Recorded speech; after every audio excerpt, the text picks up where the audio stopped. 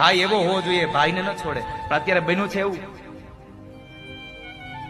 કે લગ્ન થાય, પત્ની આવે અને થોડોક સમય જાય ને એટલે ભાઈના વિશે પત્ની 2-5 શબ્દો કાનમાં નાખે ને એટલે સગો ભાઈ સગા ભાઈનો વેરી બની જાય. સાહેબ, અરે સાહેબ, પત્નીની વાતને સાંભળીને કોઈ દી ભાઈને ન છોડશો. રામચરિત માનસ એમ કહે છે કે જિંદગીમાં કદાચ છોડવાનો વારો આવે ને તો પત્નીને છોડી દેજો, પણ તમારો માનો જેનો ભાઈ કોઈ દી ન છોડતા.